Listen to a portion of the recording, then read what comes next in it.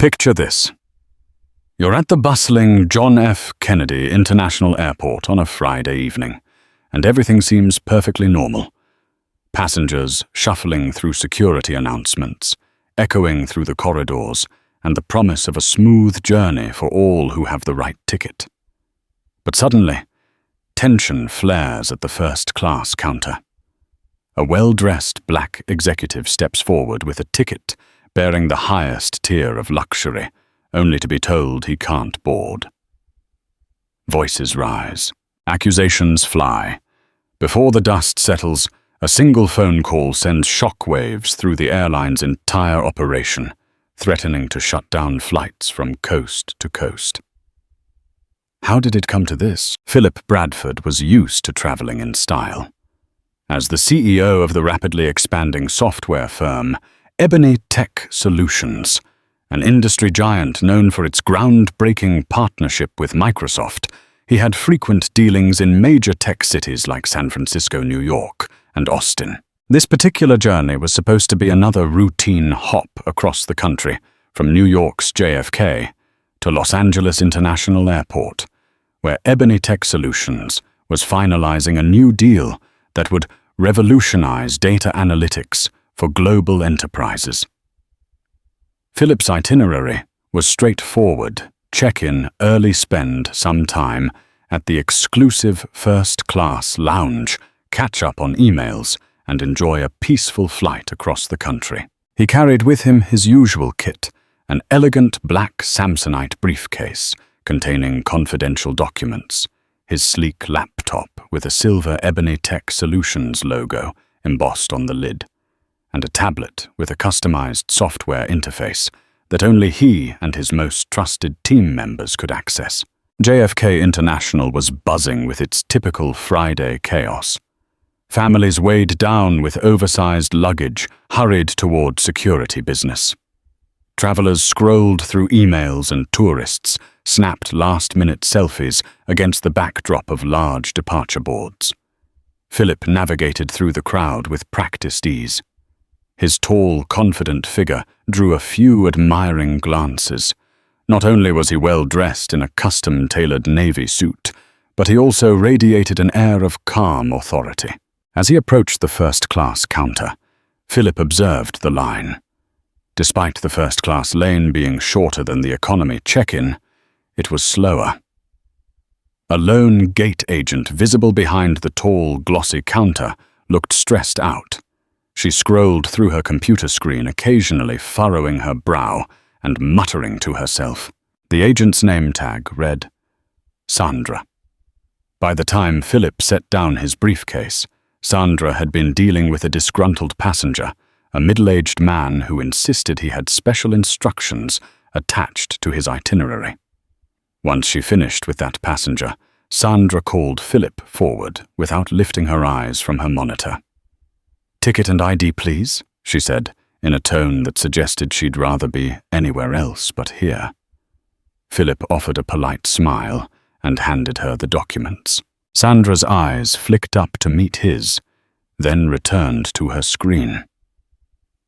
"I'm checking in for flight 287 to Los Angeles," he said, calmly noticing the tension in her jaw. "Seat 2A, first class." Sandra typed rapidly, the keys clacking with an urgency that belied routine. Her forehead creased. A moment later, her expression hardened. "There seems to be an issue with your booking." Philip's heartbeat quickened.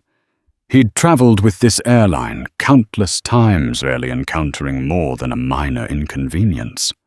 An issue he repeated, leaning forward slightly. What type of issue? Sandra's eyes lingered on the words on her screen. She glanced at Philip, hesitated, and then said, "I'm sorry, sir. We can't accommodate you in first class for this flight." Philip's eyebrows shot up, and a wave of confusion washed over him. "That doesn't make sense. I purchased this ticket weeks ago. It's fully paid and confirmed. Did the flight get oversold?" Sandra didn't confirm or deny overselling. Instead, she lowered her voice.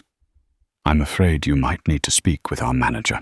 Philip felt a familiar sting in the back of his mind, a nudge of irritation he'd learned to suppress over the years.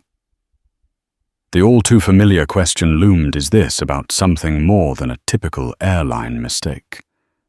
Was there a bias at play? Before he could dwell on it, the manager arrived.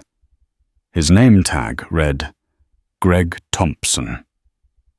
He walked up with a stiff smile that didn't reach his eyes. "Mr. Bradford, I understand there's an issue with your flight." Philip nodded, giving the manager a polite handshake. "Yes, apparently my first-class ticket can't be honored. I'd like to know why." Greg glanced at Sandra's monitor, typed a few commands, and then sighed. "Unfortunately, the seat you booked seems to have been double-assigned. Another passenger has also been placed in 2A. We're trying to resolve the situation, but as of now, there are no other seats available in first class for this flight." "Double-assigned," Philip repeated, measuring his words carefully. He'd heard about such mistakes, but rarely did they happen without some resolution, especially not to someone with his frequent flyer status. "So who was assigned the seat first?" Greg's posture stiffened. "Sir, I can't disclose details about other passengers. We'll try to accommodate you in business class, or we can book you on another flight in first class tomorrow." Philip's jaw set. He had a critical business meeting in Los Angeles the following morning. Being delayed by an entire day wasn't an option, and being bumped to a different class due to the airline's mistake felt like a personal affront, especially when it came with no sincere apology. "Tomorrow's flight won't work," Philip said, cool but firm. "This meeting is crucial for my company. I paid for first class because I have work to do during the flight documents to prepare. I'm not asking for special treatment, just what I paid for." Greg raised an eyebrow as if to say, "Are you sure you're not asking for special treatment?" But he merely replied with a curt, "I'm very sorry for the inconvenience, but as I said, we're completely booked." Philip felt his frustration mount. The stress-laden hustle of the airport grew sharper each distant announcement, and scurrying passenger only amplifying the tension at the counter. "I understand overselling or mix-ups happen," he said, "but I'm a frequent flyer with your airline. My loyalty status is Diamond Elite, and that should guarantee me a seat. Can you please recheck my credentials?" Greg stared at Philip's ID and typed again. His demeanor didn't soften. "Mr. Bradford, your credentials are in order. However, I'm afraid the decision has been made by our reservations team. We need to move on. Other passengers need assistance." As Philip looked around, he saw subtle glances from the passengers behind him. Some looked irritated by the delay, others curious about the well-dressed man at the center of a heated conversation. He imagined how often such scenarios unfolded differently for travelers who didn't look like him, who weren't black, or who didn't carry the same social baggage. Sandra, the gate agent, busied herself with some papers as though she wanted no part in this confrontation. Greg, meanwhile, started addressing the passenger behind Philip. "Excuse me, Philip," said voice tinged with incredulity. "I haven't resolved my situation." Greg looked over his shoulder. "Sir, I have other customers to serve. If you wish, you can take a seat in the waiting area while we see if anything opens up." The finality in his tone rang loud and clear. The airline had decided Philip Bradford wasn't worth the trouble of a thorough resolution. Realizing he was getting nowhere with Greg, Philip stepped aside to gather his thoughts. People in line cast sidelong looks as if trying to piece together the drama. Philip could almost hear them whisper, "Is that man really first-class material, or does he belong here?" For a moment, Philip recalled his journey to becoming CEO. He'd grown up in a modest neighborhood in Atlanta, studied tirelessly at a public high school, and earned a scholarship to Harvard Business School, where he finished at the top of his class. He'd navigated countless microaggressions and overt discrimination to stand where he was today. Normally, he wouldn't let this rattle him, but something about Greg's dismissive attitude struck a nerve. Standing beside a row of seats near the counter, Philip weighed his options. Missing the meeting in LA could jeopardize a massive deal, but giving in to a downgrade also didn't sit right particularly because he suspected his race played a role in how quickly he was being swept aside. Even if it wasn't the only factor the entire interaction had, that unmistakable aftertaste. Could he request to speak with an even higher authority? The airline's corporate offices weren't exactly easy to contact on the fly, and with boarding set to begin in an hour time was running out. The phone in Philip's pocket buzzed. He saw the name Monica Joseph flash across the screen, his head of public relations at Ebony Tech. He'd mentioned to Monica that he was flying out to LA that evening. Maybe she was just confirming details of the upcoming meeting. Monica, he answered, stepping further away from the crowd to get a moment's peace. "Hey, boss," she said, her tone perky, but carrying an undercurrent of urgency. "I've been trying to confirm your arrival time with the team in LA. Are you checked in yet?" Philip exhaled slowly, then explained the situation. Monica's initial shock morphed into a heated exclamation. "That's ridiculous. You're Diamond Elite, and you have the ticket. They can't just bump you for no reason. According to them, it's double booked. They're not budging." Philip replied, "Do you want me to pull some strings? Maybe contact someone we know in the airline's PR department. We've partnered with them in the past for charity events."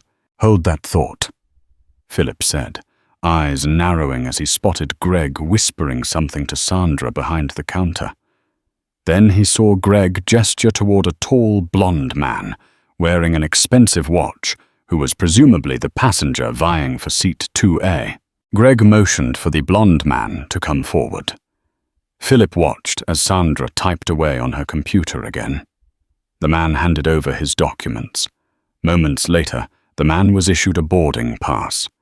He smirked, turning to cast a brief glance in Philip's direction, then strolled away with an air of triumph. Philip felt a flare of anger. He ended the call with Monica promising to call her back. If seat 2A was indeed double booked, it appeared the airline had decided to give the seat to someone else, someone presumably more desirable in their eyes. Philip strode back to the counter, squaring his shoulders. He'd had enough of polite back and forth. "Mr. Thompson," he said, voice carrying a controlled edge. "I just saw you seat that gentleman in 2A. You told me it was double booked. I'd like an explanation." Greg pressed his lips together. "Sir, that passenger had an upgrade certificate. We have limited seats, and the system automatically processes upgrades by time of request and frequent flyer status." "I'm Diamond Elite," Philip retorted, enunciating each word. "How could you prioritize an upgrade over a fully purchased first-class ticket that was booked weeks in advance?" Greg cleared his throat. Sometimes certain passengers hold special vouchers or corporate partnerships that outrank the standard loyalty tiers. Philip almost laughed at the absurdity. Ebony Tech Solutions was a major corporate client of the airline.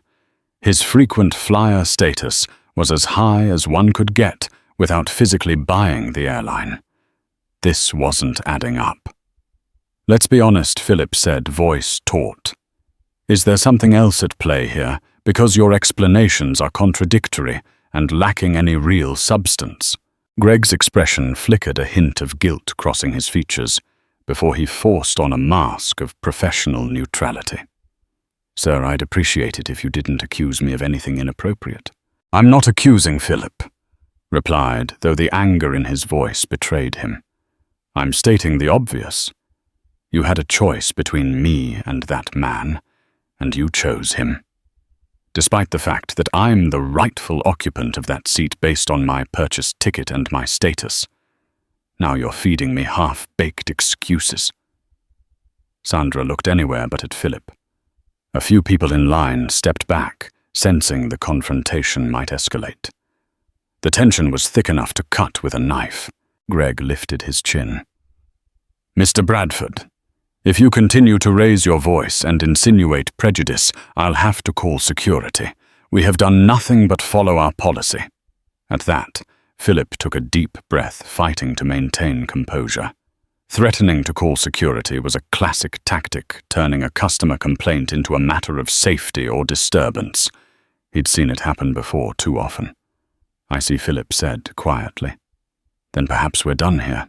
Before Philip could step away, another figure approached, a black flight attendant named Kyra. She was off-duty and wearing casual clothes, but she recognized Philip from a previous flight. "Mr. Bradford," she called, and he turned to see her.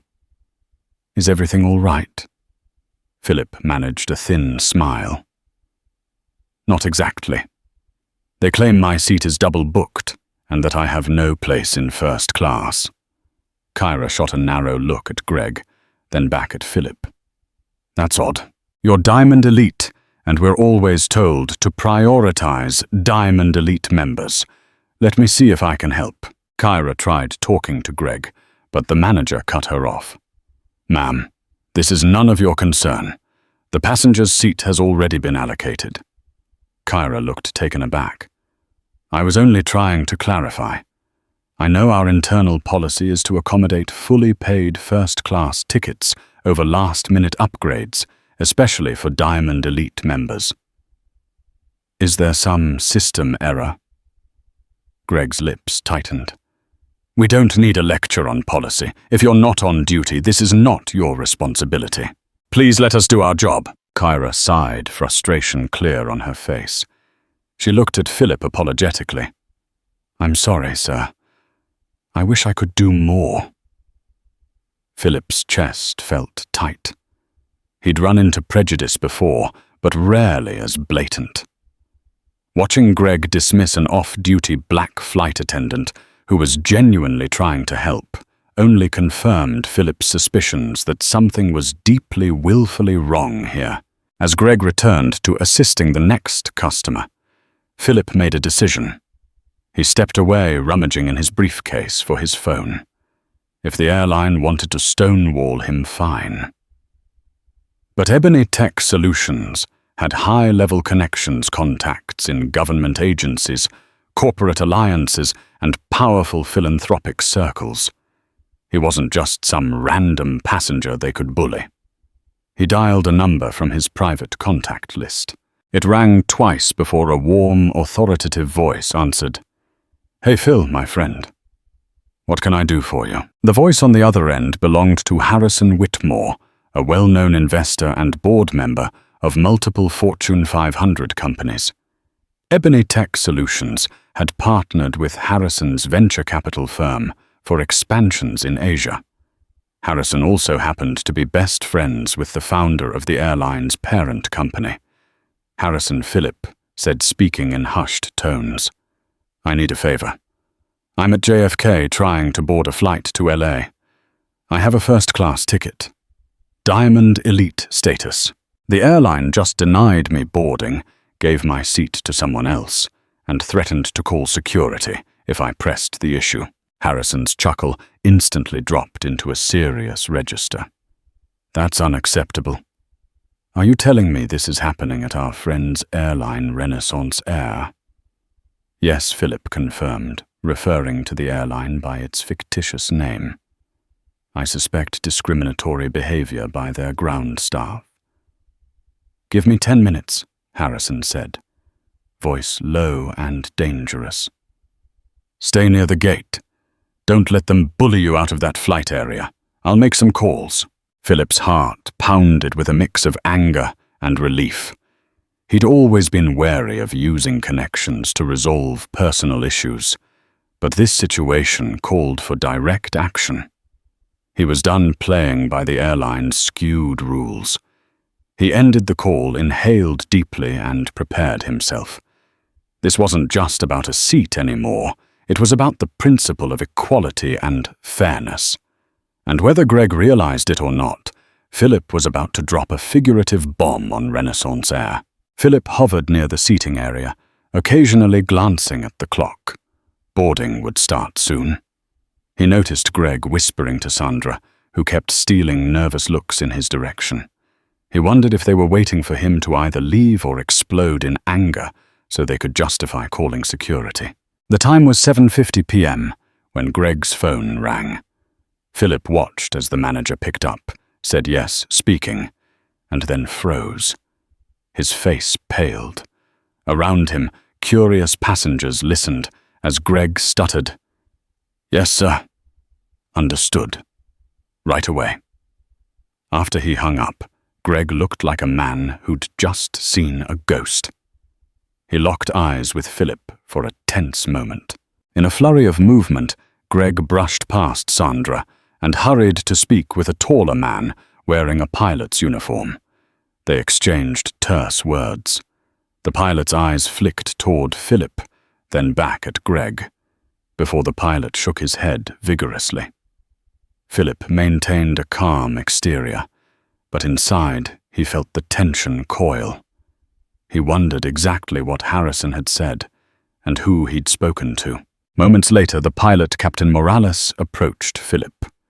"Mr. Bradford," he asked politely. "I'm Captain Morales. I understand there's been an issue with your seating. I'd like to personally escort you to the gate. We'll ensure you get settled into your rightful seat." Behind the pilot, Greg watched with a grimace. Sandra looked down at her computer screen, trying to appear busy. The pilot extended a hand. "If you'll follow me, sir." Philip's pulse flickered with a mix of vindication and a tinge of anger. This abrupt turnaround confirmed that they'd indeed wronged him, and now they were scrambling to cover themselves. But the pilot's respectful approach was at least a sign of decency. The walk to the gate was surreal. Passengers who had witnessed the confrontation gawked, some murmuring their approval or curiosity. Philip held his head high, meeting no one's eyes directly, but feeling the collective sense of justice being served. Once at the gate, Captain Morales guided Philip to the front of the line. The gate agent there had already prepared a new boarding pass. "Seat 2A, Mr. Bradford." "Welcome aboard," she said in a shaky voice, as Philip accepted the boarding pass. He remembered the blonde man who had been given his seat just minutes ago. Sure enough, that man stood in the boarding area looking confused. He stepped forward, brandishing his own pass. "Wait, there must be some mistake. This is my seat." Philip didn't even have to respond. The gate agent's eyes darted between the two men. Then she said mechanically, "I'm sorry, sir, but you've been reassigned to seat 8B in business class." The blonde man's face reddened. "What you just told me. This is ridiculous. I paid for an upgrade." The gate agent winced. "The airline decided Mr. Bradford has priority. I can't discuss the details, sir. If you'd like to file a complaint, you can speak to—" "You bet I will," the man barked, storming away to find Greg. Philip slid his new boarding pass into his jacket pocket. Captain Morales politely gestured toward the jet bridge. "We'll be boarding in just a moment, Mr. Bradford. Please enjoy our lounge if you wish, or you can board first." "Thank you," Philip replied, maintaining a neutral tone. Inside, he felt a measure of satisfaction. But the incident was far from over. That single phone call from Harrison was just the beginning. The boarding process began. Philip found himself guided onto the plane ahead of everyone else, which ironically was the very courtesy he should have received in the first place. A senior flight attendant, Tanya, greeted him warmly. "We're glad to have you, Mr. Bradford. Please let me know if you need anything." As Philip settled into seat 2A, He noticed Tanya giving him extra attention. She offered a glass of champagne, pillows, blankets, the works. But her constant apologies, while polite, only underscored the airline's desperation to smooth things over. Meanwhile, unbeknownst to Philip, Harrison's phone call had triggered a chain reaction that escalated beyond Greg and Sandra's manager-level authority. It had reached the offices of Renaissance Air's regional director, who then notified the executive vice president overseeing North American operations. That vice president was an old friend of Harrison's and also a close golfing buddy of the airline's founder. Within minutes, the decision had been made. If you're discriminating against a Diamond Elite passenger who happens to be CEO of a major corporate partner, fix it immediately, or you can clear out your desk on Monday. The door to the aircraft closed, and Philip felt the gentle thud of the plane pushing back from the gate. He half expected Greg or someone else to storm in with more nonsense, but it seemed they had no choice but to comply. As the plane taxied toward the runway, Philip closed his eyes, letting the hum of the engines soothe him. He tried to refocus on the reason for his trip. The major contract Ebony Tech was on the verge of signing in LA. That was what really mattered. Just as the plane lifted off, Philip caught a glimpse of the blonde man from earlier seated in business class. Their eyes met briefly, and Philip saw a flash of anger and confusion in the man's gaze. Philip turned away. There was no satisfaction in continuing that confrontation. The real issue lay with the airline's staff, who had orchestrated this fiasco. Cruising at 35,000 feet. Philip sipped champagne. The cabin lights dimmed for dinner service. He recalled the countless times he'd faced similar prejudice, maybe not always so blatant, but in sly remarks or microaggressions. This time, though, he had the means, the influence, and the unwavering determination to not let it slide. The flight landed smoothly at LAX. As soon as the seatbelt sign turned off, Philip's phone buzzed with a message from Harrison. "Call me the moment you land." Philip grabbed his carry-on and disembarked. The blonde man glared one more time, but Philip ignored him. The actual confrontation was already in motion behind the scenes. Once in the terminal, Philip found a quiet corner and dialed Harrison. The older man picked up immediately. "Philip, my friend. We need to talk. I just got off the phone with the airline's executive leadership. They're furious about what happened. Apparently there's a record of your seat being deliberately reassigned. This isn't just a simple mistake." Philip raised an eyebrow. "Deliberately, yes. The gate manager left notes in the system that you were not suitable for an upgrade or seat priority. Completely out of line. They found his internal memos to Sandra, and guess what Greg actually wrote? That he'd prefer to seat a better class of passenger in first." Philip's throat went dry. He'd suspected prejudice, but hearing it confirmed in black and white was another matter. "Unbelievable," he managed. "Believe it," Harrison said grimly. "The leadership is having an emergency conference call about it right now. I suspect heads will roll. But there's more. I hope they do what's right," Philip said. "This can't just be a single scapegoat. It's reflective of a systemic issue." Harrison paused. "The problem is bigger than Greg. Renaissance Air's leadership wants to do damage control. They know Ebony Tech Solutions has major deals that funnel thousands of flights every year to their airline. And if Ebony Tech pulls out, that's tens of millions of dollars in lost revenue. They're prepared to do whatever it takes to keep you on their side." Philip glanced at the overhead monitors in LAX's arrivals hall, seeing flights labeled with Renaissance Air. Part of him felt a surge of righteous power. "I'm not interested in hush money," he said quietly. "But I do want accountability, and I want them to overhaul their staff, training and policies to ensure this never happens again." Harrison's voice carried a note of pride. "That's why I respect you, Philip. You're not out for revenge, you're out for progress. Let's see how they respond. In the meantime, their founder might want to talk to you personally. I gave him your number." While Philip waited for his luggage, his phone buzzed again, an unknown number. When he answered, a shaky but formal voice greeted him.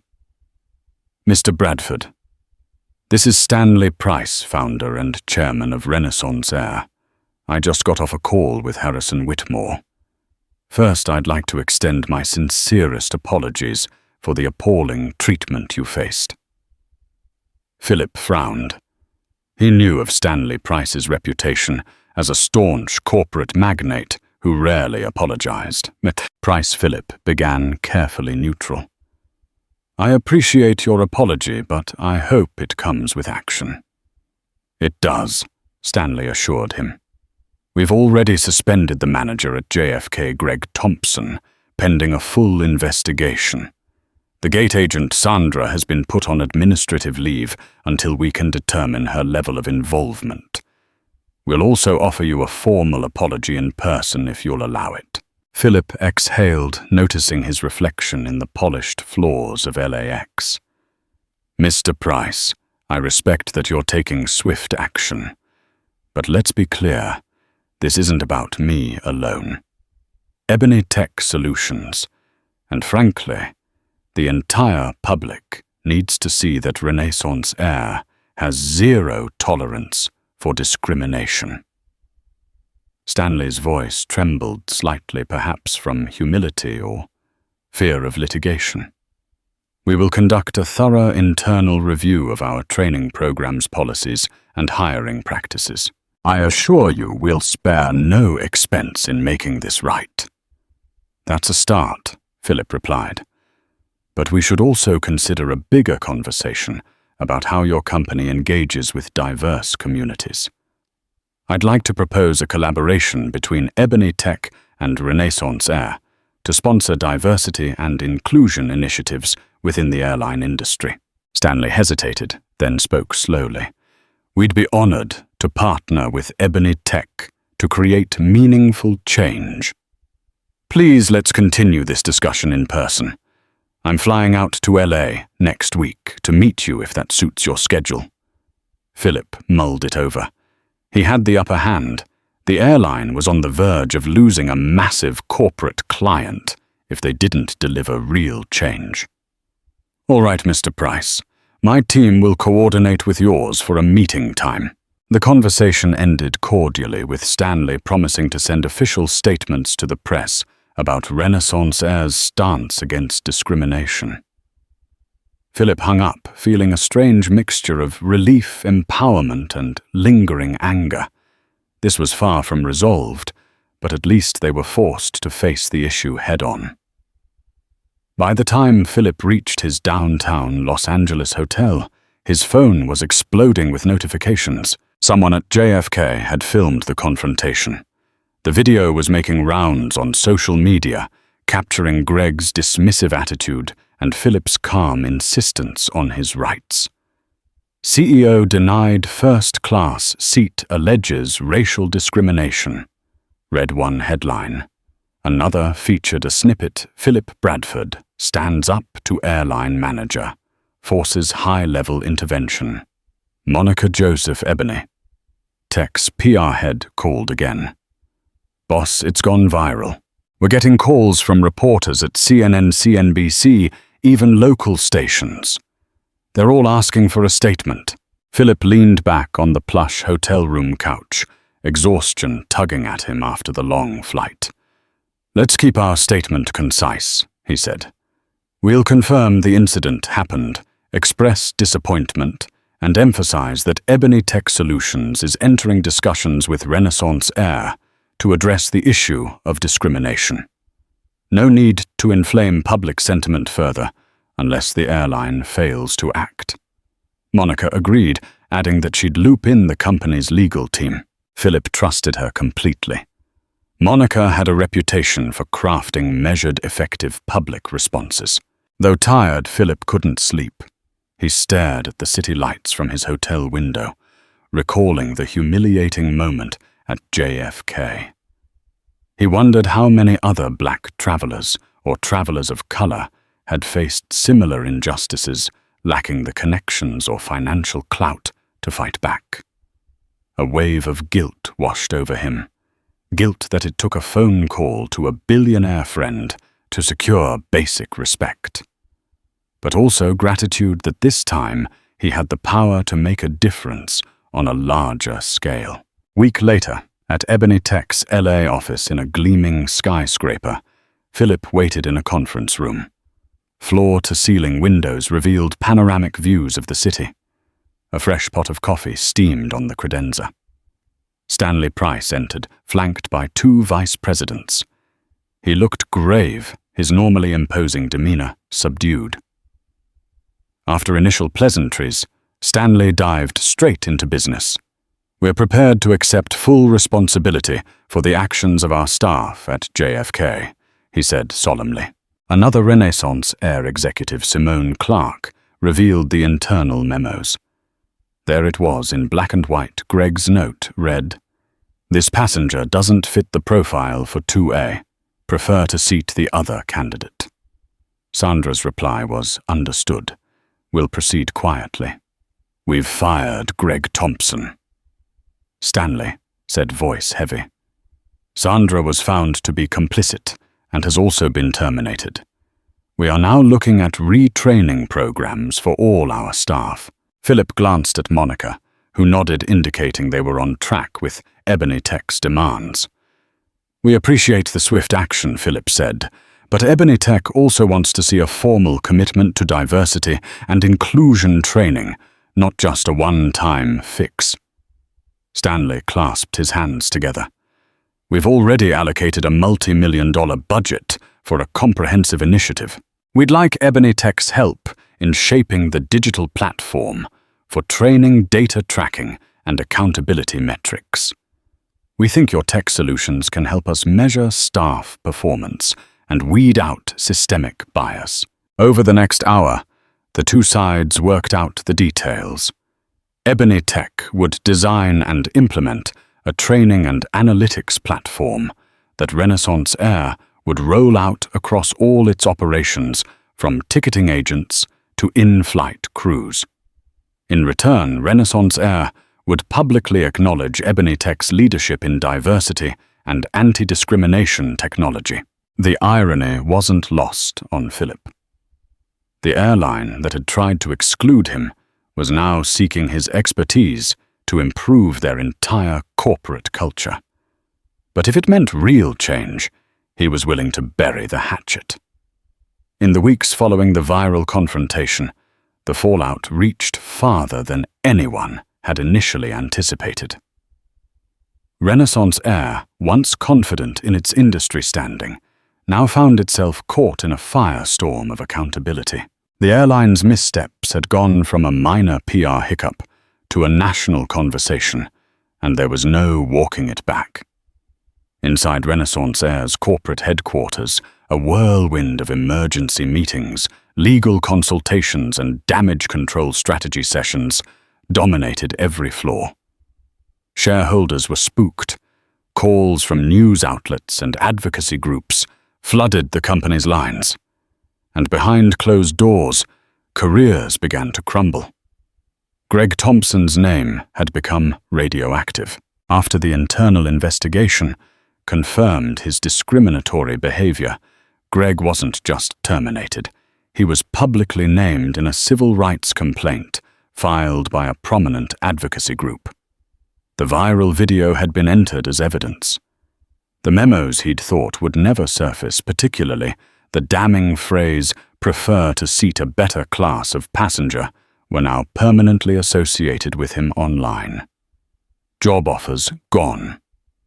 References withdrawn. Even recruiters who had once sought him out now quietly scrubbed his resume from their databases. Within weeks, Greg found himself effectively blacklisted in the hospitality and airline industries. The few interviews he landed ended abruptly once his name came up in conversation. Sandra, the gate agent, who had played a quieter role in the scandal, faced consequences too. Though she hadn't authored the discriminatory memo, her complicity, her willingness to comply and remain silent, cost her job and reputation. She issued a brief apology through her attorney, but by then the court of public opinion had made its ruling. But the damage wasn't confined to individuals alone. Renaissance Air's reputation took a nosedive. Shares of the airline dropped nearly 12% in 2 weeks as investor confidence wavered. Pundits debated on national television. Was this an isolated case of rogue employees or a symptom of a deeper rot in the company's culture? Ethics analysts weighed in, pointing to previous lawsuits that had received less attention, but hinted at similar treatment toward marginalized passengers. Suddenly, Renaissance Air was no longer just a travel brand. It was a symbol of what could happen when inclusion was treated as a checklist instead of a value. In response, the airline launched a massive rebranding initiative. Billboards with slogans like "Equity above all" and "Every passenger matters" appeared in major airports. A new wave of marketing flooded social media platforms, featuring diverse flight crews and smiling families boarding aircraft with ease. But the public wasn't easily convinced. Customers began canceling reservations, citing ethical concerns. Travel bloggers published lists of more inclusive alternatives. Lawsuits loomed. Internally, Renaissance Air launched a thorough audit of its hiring and training practices. Dozens of staff were let go not just because of overt actions, but for tolerating or ignoring patterns of bias. Department heads were replaced. Entire regional management structures were reshuffled. The airline was being forced to evolve, and quickly. Meanwhile, Ebony Tech Solutions was soaring not just in profit, but in purpose. Philip Bradford and his executive team had committed to turning their painful experience into momentum for systemic reform. Their partnership with Renaissance Air extended beyond software training. They now collaborated on scholarship initiatives for underrepresented youth interested in aviation tech and customer service careers. The narrative had shifted. What began as humiliation at a gate counter had become a catalyst for transformation across the aviation industry. Airlines that once paid lip service to diversity were now investing heavily in unconscious bias training and AI-driven monitoring platforms. Several even reached out to Ebony Tech to explore licensing the same software Renaissance Air had adopted. Philip's ordeal had sparked a ripple effect. The karma that once seemed slow had arrived hard and fast, not out of vengeance, but through justice served by visibility, accountability, and action. The storm had passed, but its impact continued to ripple through boardrooms, inboxes, and industry headlines. In the weeks after the confrontation at JFK, Philip Bradford returned to work with a sharper focus and an unshakable resolve. He had never asked to become a symbol, but the world had placed him at the center of a moment, and now he would use that moment to propel lasting change. Ebony Tech Solutions, already a powerhouse in the tech sector, experienced a surge of support. Clients praised the company's integrity, while new business inquiries poured in. But for Philip, the most meaningful progress wasn't found in the numbers. It was in the substance behind them. The software team, working closely with the Human Resources Division of Renaissance Air, had begun laying the groundwork for a revolutionary employee platform. It would not only track customer service metrics, but also log patterns of behavior, highlight bias indicators, and use AI to recommend training modules tailored to individual staff performance. The system had one goal: to make discrimination not just punishable, but preventable. Back in the boardroom of Ebony Tech's Los Angeles headquarters, Philip watched a demo of the system as colorful dashboards flickered across the screen. Beside him sat Monica Joseph and the company's chief developer, Ren Ito. "It's incredible," Monica whispered, eyes scanning the real-time interface. "It's not just a fix, it's a framework." Philip nodded. "Exactly. Because what happened at JFK wasn't an isolated incident. It's a symptom of something deeper. We can't just treat symptoms. We have to change the system." But not every night was filled with strategy and vision. Some nights, Philip sat alone in his office after hours. Lights dimmed the city lights of LA, stretching across the skyline like threads of electricity. He often returned to that humiliating moment at the gate, the condescension in Greg's voice, the hesitation in Sandra's, and the smirk on the face of the man who took his seat. Those memories still stung, not because of pride, but because of how familiar they felt. He'd lived a life of quiet resistance, dismantling assumptions in boardrooms, commanding respect in industries where few CEOs looked like him. But this incident had exposed the truth.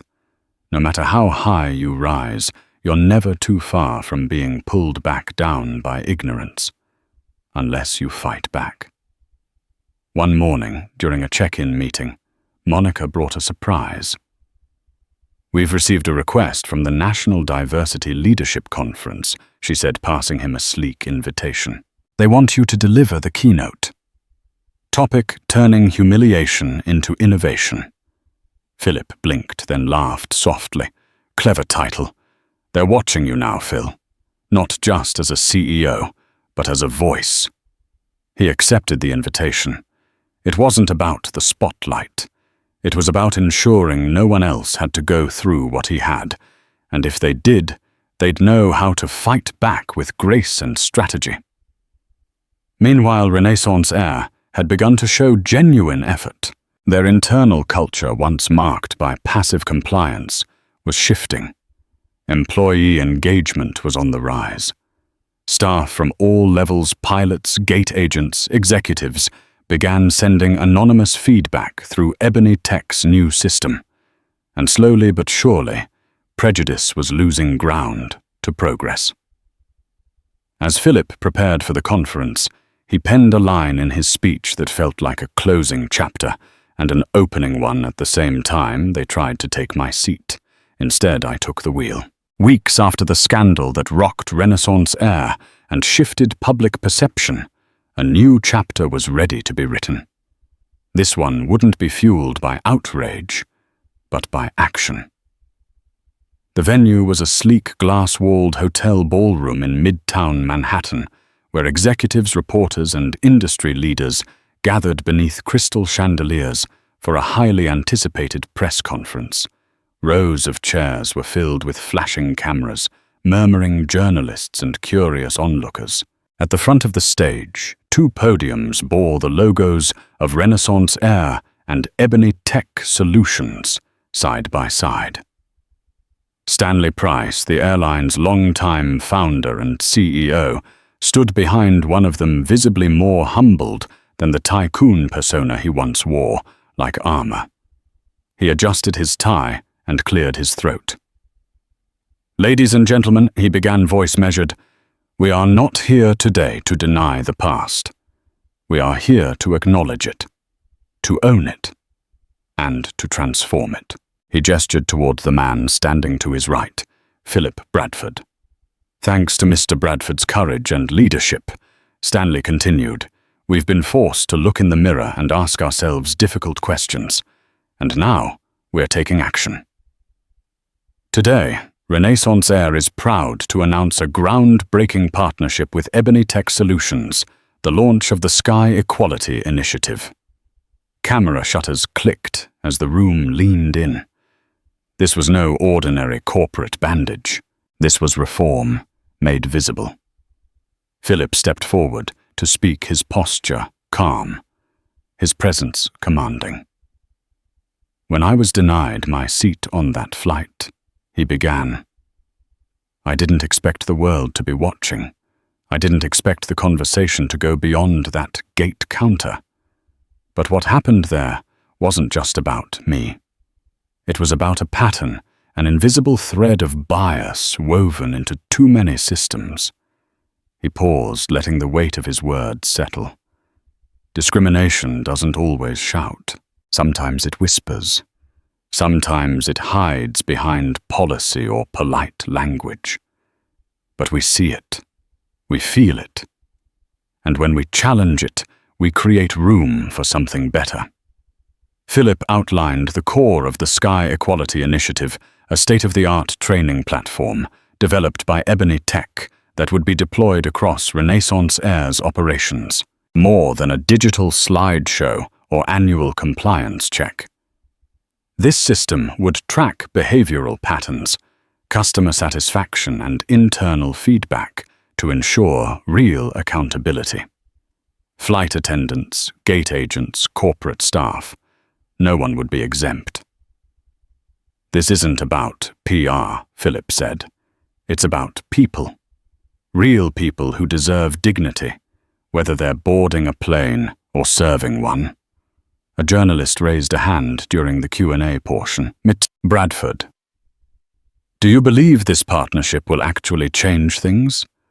Or is it just damage control? Philip answered without hesitation. Change doesn't happen overnight, but it starts with accountability and transparency. This partnership is our way of ensuring this isn't just a moment, it's a movement.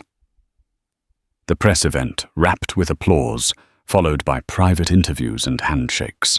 Social media lit up with live coverage. Many posts were cautiously optimistic, others skeptical. But what couldn't be denied was that something real was unfolding. The partnership marked more than reconciliation. It was a turning point. Renaissance Air had gone from crisis to course correction, not by erasing their failure, but by owning it and inviting change in. After the crowd thinned, Philip stood by a large window, looking out at the city skyline. Monica Joseph, his trusted PR chief, joined him. Think they'll hold their end of the bargain? She asked. Philip gave a quiet smile. They don't have a choice anymore. The world is watching. As the media frenzy gradually gave way to thoughtful conversation and policy reform, Philip Bradford found a rare moment of quiet in the whirlwind that had followed the incident. While Renaissance Air scrambled to rebuild its reputation and implement the sweeping changes it had promised, Philip's own life had moved forward with momentum, but not without reflection. Behind closed doors, Greg Thompson, the former manager at JFK, was fighting a losing battle to salvage what remained of his public image. In a desperate bid to defend himself, Greg granted an interview to a minor online outlet. His claims were predictable. He was just following internal directives, he was unfairly targeted, and he didn't harbor any personal prejudice. But the facts spoke louder than his justifications. Internal documents had already revealed that Greg had deliberately chosen to reassign Philip's seat based on discriminatory assumptions. The memo with the phrase, "prefer a better class of passenger," was now infamous, circulated as a cautionary example in business ethics training across several industries. Greg's defense fell on deaf ears. The media dismissed it, Renaissance Air refused to respond, and even online forums turned against him. As a result, Greg faded into professional exile. He was quietly blacklisted from airline and hospitality circles. Applications went unanswered. Recruiters didn't return his calls. His name had become synonymous with reckless prejudice in a high-stakes environment, an unspoken lesson that actions once exposed carried consequences. Meanwhile, Philip's influence continued to ripple outward. Ebony Tech Solutions had not only expanded its footprint in the tech space, but had also emerged as a corporate leader in promoting social accountability. The partnership with Renaissance Air had evolved into something truly meaningful. Monthly strategy sessions, public milestones in employee education and scholarship programs that opened doors for marginalized youth who aspired to careers in aviation and tech. But even as progress surged forward, Philip hadn't forgotten the origin of this change. A humiliating moment at an airport counter where he was denied his rightful seat. One crisp evening in Los Angeles, Philip met with his longtime friend and ally, Harrison Whitmore, for dinner at an upscale rooftop restaurant. The city sparkled beneath them, and a quiet breeze carried the hum of traffic far below. As they clinked glasses of aged whiskey, a sense of gravity hung between them.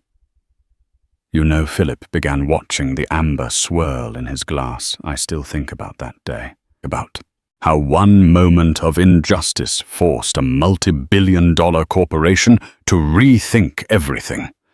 Harrison chuckled lightly, and all it took was one phone call. Philip smirked.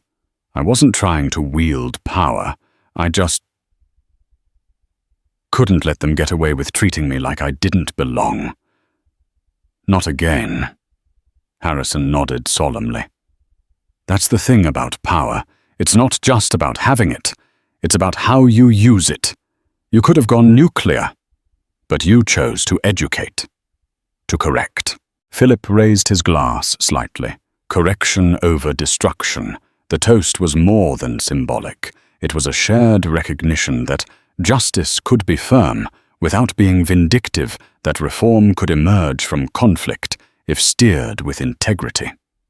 In the months that followed, Renaissance Air rebranded itself as an industry leader in inclusion. The Sky Equality Initiative launched with measurable results. Employee satisfaction rose, passenger complaints dropped, and diversity in hiring metrics climbed. Their story, once tarnished by scandal, now became a redemption arc, with Philip Bradford standing quietly at its center. The man once told he didn't belong in seat 2A had become the architect of a cultural shift far more valuable than a luxury flight. His legacy was no longer confined to boardrooms or contracts, but expanded into airports, classrooms, and corporate policy across America. And he had done it without raising his voice, only his standards.